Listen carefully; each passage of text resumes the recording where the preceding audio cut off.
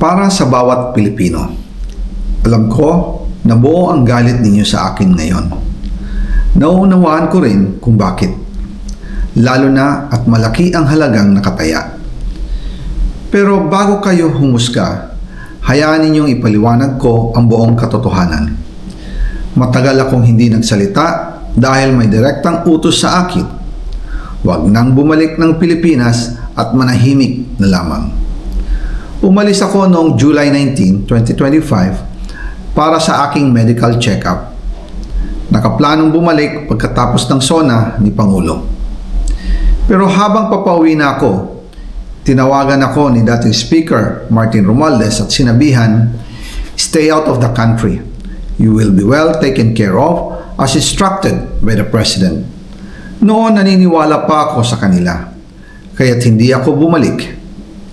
Tumikom ang aking bibig, sumunod ako, pero ang hindi ko alam, ang ibig pala nilang sabihin sa aalagaan ka namin ay gagamitin ako bilang panakipbutas sa kanilang kampanya laban sa korupsyon. Ginawa nila akong poster boy ng kanilang sariling kasinungalingan. Ngayon, hindi na ako mananahimik, ilalabas ko ang lahat ng katotohanan. May resibo, may ebidensya, at may pangalan. Nagsimula ito nung tumawag si Sekmina Pangandaman sa akin nung nagumpisa ang BICAM process last year, 2024. Ang sabi niya, katatapos lang ng meeting nila ni Pangulo at may instructions na mag-insert or magpasok ng 100 billion worth of projects sa BICAM. At sinabi pa ni Sekmina, "You can confirm with Yusek Adrian Bersamin dahil magkasama sila sa meeting ni Pangulong BBM noong araw na yon." Tinawagan ko po agad si Yusek Adrian Bersamin at tinanong ko kung may instruction nga ba ang Pangulo na magpasok ng 100 billion during their meeting. Ang sabi niya ay totoo nga po. Right after our conversation, tinawagan ko po si dating Speaker Martin Romualdez at nireport ko ang instructions ng Presidente to insert the 100 billion projects. At sinabi niya sa akin, what the President wants, he gets.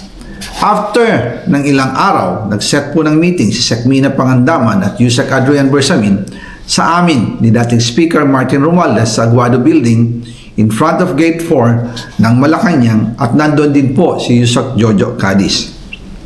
During the meeting, binigay po ni Yusek Adrian Bersamin ang listahan na worth 100 billion. Tinanong ko po si Yusek Adrian kung saan galing ang listahan. Ang sagot niya, galing kay PBBM mismo at binigay niya ito mula sa brown leather bag.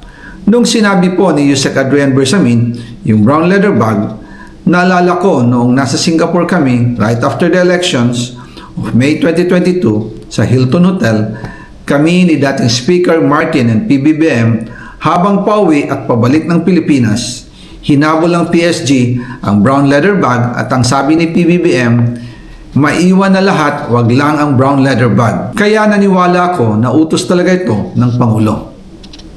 Pagkatapos ng ilang araw, I informed sina dating Speaker Martin Romualdez, Sekmina Pangandaman, Yusek Adrian Bersamin, and Yusek Jojo Cadiz na kung pwede 50 billion lang ang ipasok sa program funds dahil so sobra ang DPWH funds versus sa DepEd. In practice, hindi pwede na mas malaki ang budget ng DPWH kaysa edukasyon. And yung balance na 50 billion, ilagay na lang sa program funds for the 2025 budget. Dahil Office of the President din ang nagre-release ng lahat ng unprogrammed funds. Pagkatapos ng isang araw, tinawagan ako ni Sekmina at sinabi ang mensahe ng Pangulo, ipasok ninyo yan dahil pinangako na sa akin ni Speaker Martin yan at hindi na pwedeng baguhin. Kumbaga, ang utos ng hari hindi pwedeng mabali. Again, I informed the Speaker and asked clearance about the instructions ng Pangulo. At ang sabi niya, wala tayong magagawa. Kaya po nagtataka ako kung bakit sinasabi ni Pangulo na hindi niya makilala ang budget, samantalang lahat na binawas at dinagdag sa mga ahensya ng gobyerno ay humihingi ng approval sa kanya si Sekmina Pangandaman.